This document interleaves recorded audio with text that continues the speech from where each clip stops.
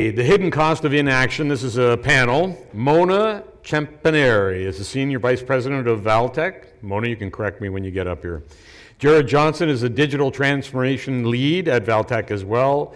And Mike Thompson is the Senior Account Executive at Optimizely, and they're all going to come up here. While they're making their way up here, come on.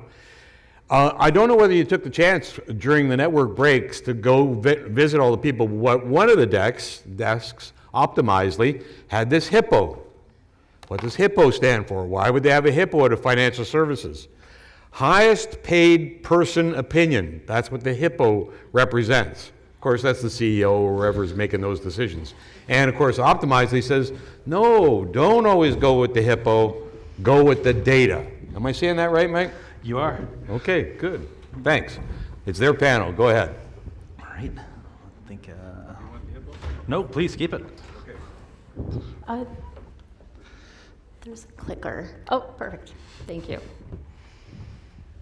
Hi, everyone, and great job with my last name. No one really adds all that emotion to it usually, so I appreciate it. So hi, everyone. Mona Champaneri. I run our financial services vertical at Valtech. I'm Jared Johnson. I'm a digital transformation lead and strategist in our FinServ vertical. And I'm Michael Thompson with Optimizely. I focus on our financial services customers at Optimizely. Yeah, so today we're going to talk about sticking with the status quo and what that feels like versus what it doesn't. And it might sometimes feel like the safest choice for your organization, given all of the volatility that happens to us on a day-to-day basis. I, for one, am losing people, whether it's through attrition or we're having to downsize our team.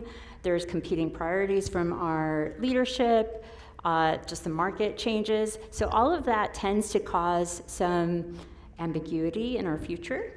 And because of that, a lot of times change gets kicked down the road for future decision making, right? And so when you're doing that, you're actually not staying neutral, you're actually not changing. So there's a hidden cost of kicking the can down the road, and that's what we're going to go through with you all today.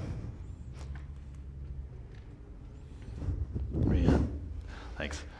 And I just really want to open with acknowledging something that the business narrative of ignoring, no one's really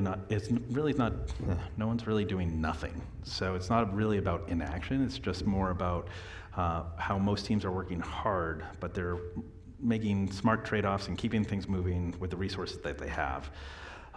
In financial services especially, there's caution around signs of responsibility, who has that, maybe risk or compliance challenges, and all that is adding up to necessary complexity to every decision about transformation. So this isn't about what's wrong with what you're not doing, but it's more about really honestly exploring how you can actually take action to move forward.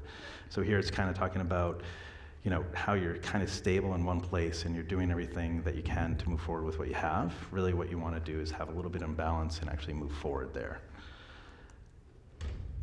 And you might have a lot of things around, one of the most interesting things is it's not perfect, but it works. Kind of like a lot of people say that, hey, it's working for us, so let's just keep doing that. And obviously, again, around compliance and risk mitigation within the financial services, that kind of lends to that kind of stream of continuing to go forward at the same pace.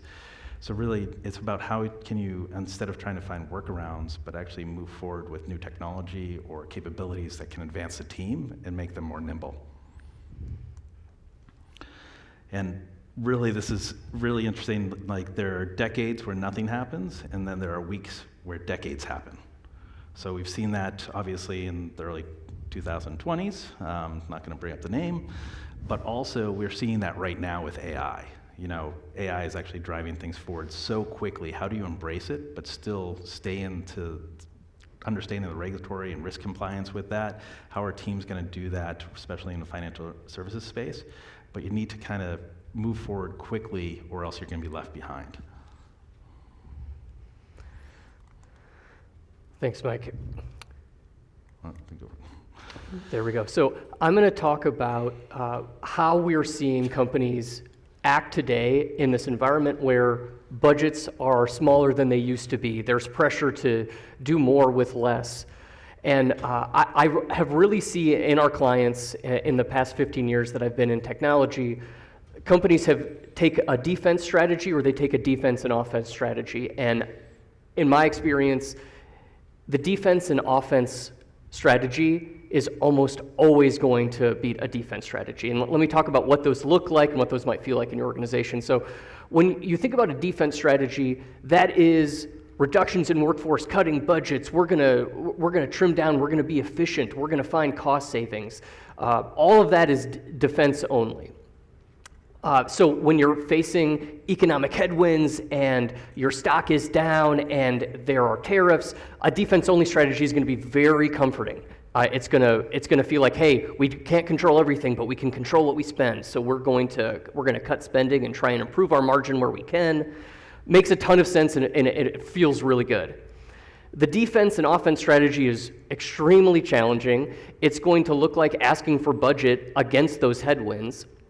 And the reason that we see those folks that do ask for the budget, that do make the case, even if it looks like trying to find enough cost savings to invest in some revenue-driving opportunities, the defense and offense wins because when there are economic headwinds, everybody is going to gravitate towards defense only. That's what all your competitors will default to. Mm-hmm. Where you have a few brave executives that have seen going through the dot-com crisis, going through the financial crisis, and they've seen that cycle, those are the executives that are going to be using an offense strategy as well because they know that is when your brand and your business can differentiate. If everybody is pulling back budgets, then everybody will be in the same position a year from now with the inability to do innovation because they've already cut to the bone and they don't have any platforms that they invested in to allow them to do that. So we always push for find the balance between defense and offense. We know defense is going to be part of your strategy when the economic environment is what it is. But when you find those offense opportunities, that is your growth a year from now that you wish you'll have made. And if we look back in time, if we look back at the financial crisis of 2008, markets crashed.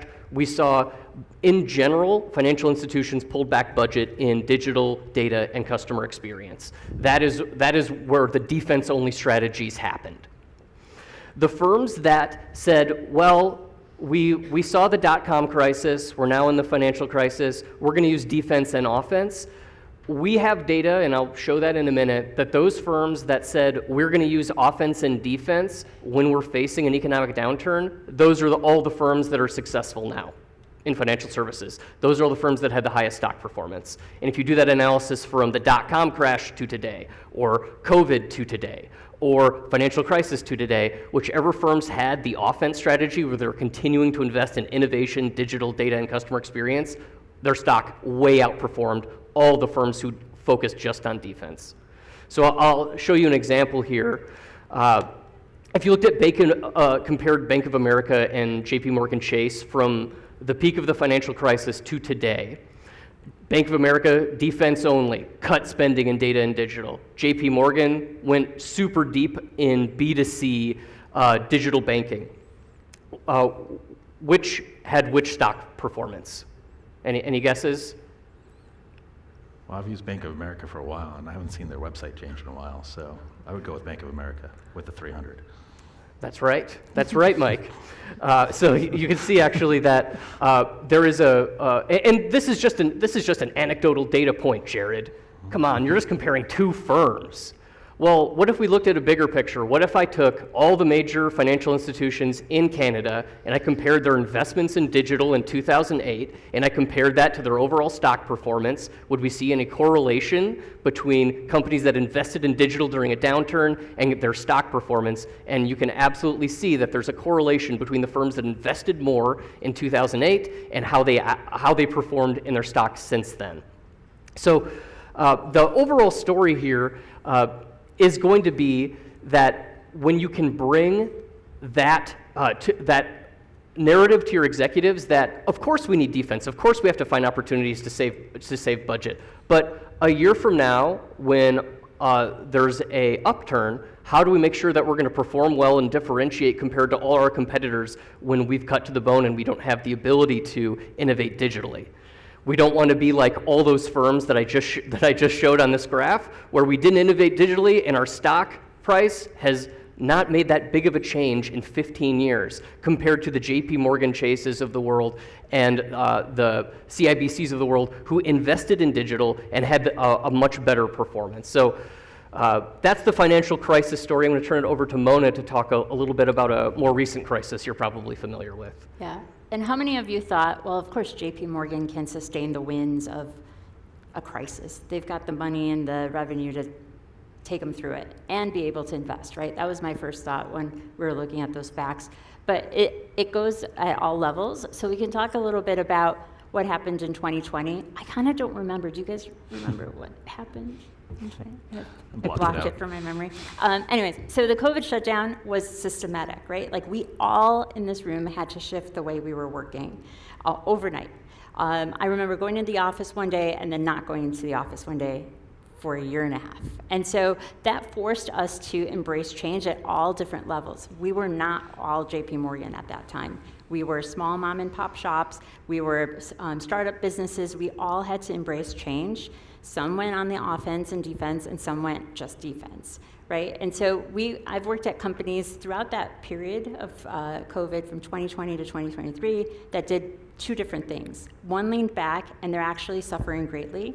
And the one I'm at now leaned in. And so we're actually able to learn from it and grow. But what we saw in the financial services industry is 94% of banks closed their doors, whether it was shortened hours or completely just so that they couldn't take in any foot traffic. And that had a direct correlation to online banking. Online banking increased by 30%. So the banks that weren't expecting that to happen had to adjust overnight. So Jared talked a lot about defense and then defense plus offense. So let's talk about those two approaches and think about like what is actually happening. So the ones that took that defensive approach paused all their tech upgrades. Their content team was overwhelmed. Even though there was more traffic to their websites, they didn't have enough content to support all the iterations of it. Testing took a backseat, so the experience that you were visiting digitally was terrible. It wasn't tested, it was glitchy. Investments were put on hold. So we weren't looking at new products, new technology. We were just trying to hold on with white knuckles. The companies that did take that long-term approach did things a little differently. So what did they do? They ran experiments. Optimizely's here. Optimizely has an experimentation tool that lets you leverage user behavior to quickly tweak your website to make it more experience friendly. So those companies leverage tools like Optimizely to do that. They upgraded their priority technology, understanding we don't have to boil the ocean. Not all of our tech needs to be upgraded. Let's look at the ones that are getting the highest foot traffic and let's focus our attention on those. And then they scaled their teams appropriately. Content was suffering, let's scale up our content team. Let's increase that by 2 to 3x. So those defense and offense approaches, that was a company that really used the lean-in approach to use this momentum to evolve their business and not just keep it alive. So we saw a lot of facts from Jared, but this is, again, more data points around how businesses grew throughout this COVID period. And we really honed in on what efficiencies folks gained from it. So why lean into that offense-defense approach? I know like a lot of you might be thinking, hey, we're going through reductions right now. There's a lot of ambiguity. There's no way I can ask for investment in a certain product that would make my team's life easier. But let's do the math, right? Let's talk about what you're spending your time on right now and what the cost of your time is versus the cost of a product that would make your team's output greater. And that's really where we're going to go with this conversation is let's quantify the cost of that inaction. Back to you. All right, so When it comes to the cost of inaction and how we're quantifying it, the narrative we'll often hear in our business is, well, that's something we can get to next quarter, or after our ERP migration, or, well, when our team's less stretched, we can talk about that next time we get into strategic planning. That's a pretty common scenario, right? So this thought of taking these priorities and spreading them out over time is going to feel very comfortable, and it's going to give you the ability to feel like you've got control. But when we talk about inaction, it's easy to get stuck on, we're going to reprioritize that in the timeline, but we're doing these other things that are valuable, and when we do the math, we don't really see the value of this future thing. We're going to focus on these very tangible things. And so what we've focused on to help make these decisions clearer and help validate and justify an offense plus defense strategy is quantifying the value of what happens when we don't have the right content in the right place at the right time. What does that impact our revenue? What happens if we take a little bit longer to fix a downtime issue on our site? If we can get people to move through the site faster and easier, are they going to deposit a little bit more if you're a retail customer? Are you going to use us as your primary bank instead of a bank that you just use for certain actions? So how do we get people to put more money into our bank? How do we get people to transact more often? How do we get people to rely on us? And what's the quantity of all of that? So to do that, I've put together a model that will go through in detail all of these numbers. And before I do that, I'm going to talk about what you'll see in this model. So there's a few different ways that I've quantified this over the past 15 years of working in financial services with the digital parts of the business and having to implement digital platforms. Here are the things that I see the business cases typically focused on and where the ROI really nets out. One, when we can reduce operational risk, more uptime means more deposits. If we have the ability to move through the site more quickly, we're going to increase the number of people who deposit or increase deposit size. If we are more operationally efficient, we're going to be able to do more with less with our IT team and the marketing folks because we've automated stuff in the pipeline so that they don't need to spend as much time. You can actually see a demo at the Optimizely booth of a process that could take days or hours being done in 15 minutes. So what does that actually mean if you quantify that in dollars? When you delay innovation, how does that impact your brand, and how do you measure that? And then what's the marketing impact of being able to have content that's personalized to that individual user, generated in real time for them based on all the stuff that we know about them, versus just showing the same ad we show everybody else? What does that actually mean? So I've put together a model, and we'll switch over now to show this model. But there's a few things that I think are really interesting about this. So first of all, I've taken the liberty of building this model to include a lot of financial data that is relevant to a lot of people in this room. But every model, every ROI model, has to be specific to your business. So I need to know specific stuff about the assets that you have under management and how long your site takes to load and what's your number of retail bank conversions today, etc. But I do have the ability to accelerate this with ChatGPT. So every single question that I don't know the answer to about your business, I've built a custom prompt in ChatGPT. And could somebody call out the name of a bank or a financial institution that you work for? Nobody in here works for a bank or a financial institution? BMO? Okay. So we're going to go over to ChatGPT. I've got my custom prompt here, and then everything that I don't know about Bank of Montreal, I'm going to enter in here. And then this is a prompt where I'm asking it to create low and high range estimates with sources for all of these variables that are specific to Bank of Montreal. It's going to generate a table for me that gives me all these answers, which is why when you come to the Optimizely booth after this, I can build a custom ROI model specific to your business very quickly.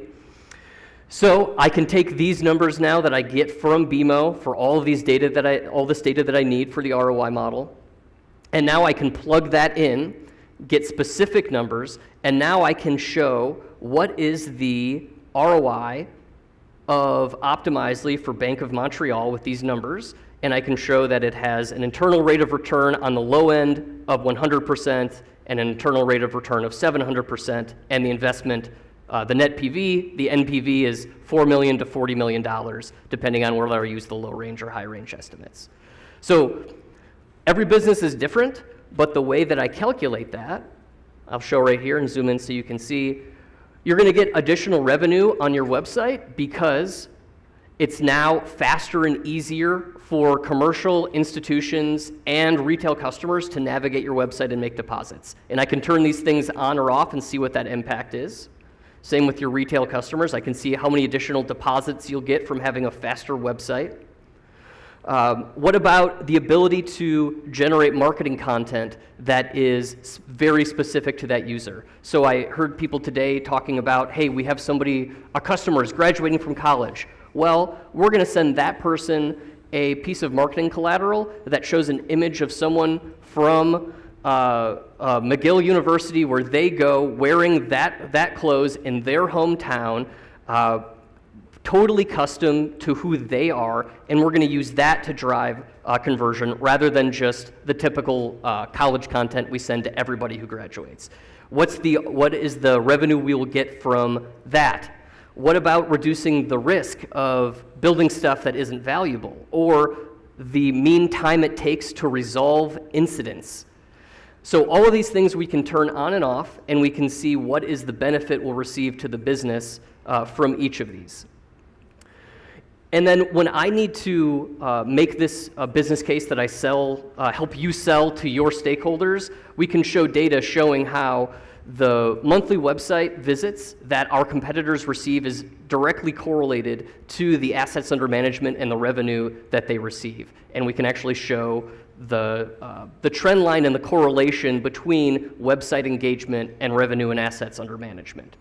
So the long story short here is that all of these things that we've talked about, the hidden cost of inaction, what does it mean for us to not invest this year and wait till next year? Well, it means that in January of 2026, you will miss out on $1.5 million in total annual benefits if we look at what Optimizely can do for Bank of Montreal with these assumptions that we've made, and on the high end, $8.7 million.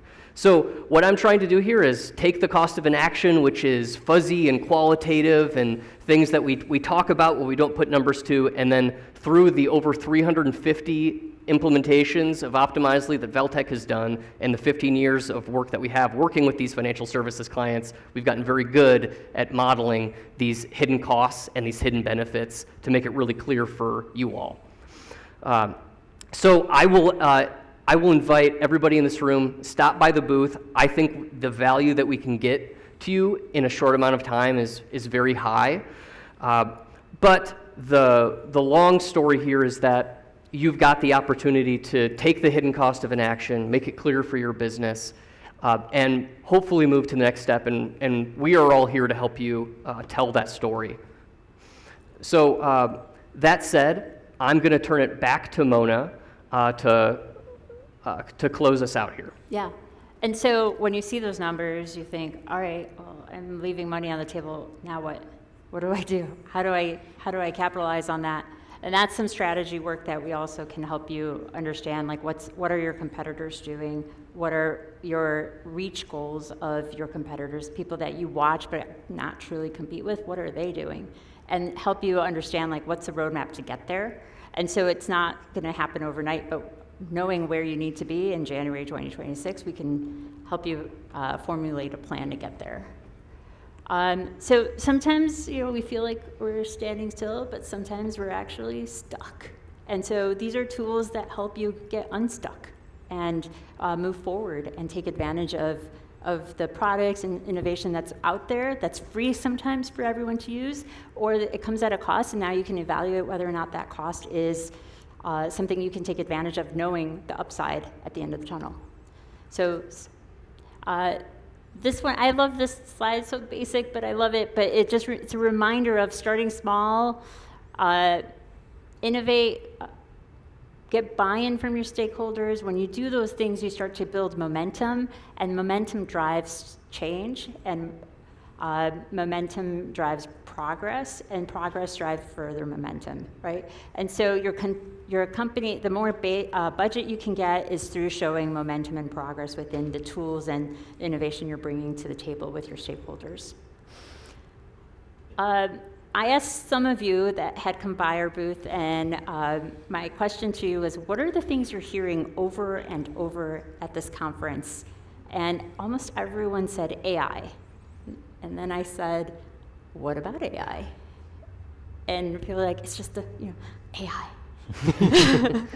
And so I get it. My husband's not in tech, and AI sounds really big and confusing because they don't know what to do with it. And so AI has been around for a decade now. We're using it in pieces everywhere. And so my advice to you guys, as you're hearing all of these terms that you don't know how to implement within your organization, first, try to understand, you know what you do well, and you also know what you could do better. And so that's really where you want to focus your energy on, is what could we do better? Compliance, it is the elephant in the room, as you heard previously. How could it not be? What could we do differently? Even if it's marginal change, that would save you 8 hours a week potentially. Let's look at that, and let's see if there's AI opportunities to improve that process. And then you can build on top of it. And there's not like, throw something out and replace it kind of methods with AI. You can incrementally improve the way you operate as an organization and improve your workflow, improve your day-to-day, leveraging the tools that are out there that are not going to make your jobs obsolete. It's just going to make you be able to do more with your jobs and actually get you to do things that you find more fulfilling. So that's my advice to everyone, is take a deep breath with AI and really try to see where you want that to be embedded within your organization. And I think back to you. We're very coordinated up here. Yeah, you can skip. Okay. And actually, I just wanted to, since Jared had talked a little bit about Optimizely and the actual calculation there, just wanted to give you some understanding of a little bit more about Optimizely and how we've delivered some of those results. So starting off with our content marketing platform, it's really helping companies to deliver 2 to 3 times more content. One company that's doing that is SVB today. Another one in regards to the ability to deliver content through your website with our content management system and delivering it faster, like Travelers is doing with our platform. And then with web experimentation, we have multiple financial firms that are seeing 5, 10, 15% uplift in conversions, such as Visa, Capital One, and others that are using the platform. So those are just some of the capabilities of the platform that actually drive some of that ROI. And just to end on this, obviously change is inevitable, especially in today's evolving financial world and landscape. So really taking that opportunity to recognize that and take action on it will really drive your company forward and provide you that path to be better than your competition and actually deliver better experiences for your customers. Obviously, Inaction just quietly erodes the capacity and opportunity for your company. So really taking those measured approach within obviously understanding the risk and compliance needs for the company, but really understanding those efficiencies and where they lie, applying the technology as a multiplier, and really measuring that real impact. Your organization can really build out the momentum and resilience for the future, even in uncertain times. So with that, I think what we'll do is we'll open it up to questions and see if anybody has any. Okay.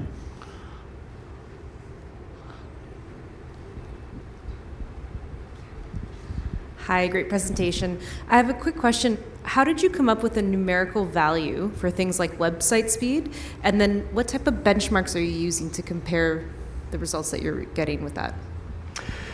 So when we're talking about the loading site of the website, I'm focused on the revenue generating parts of the website, like where the customer can actually log in, make a deposit, etc. So in general, Optimizely will accelerate the site load time by 29%, and there is statistics showing that for every 1 second the site loads faster, the user will transact about 1% more.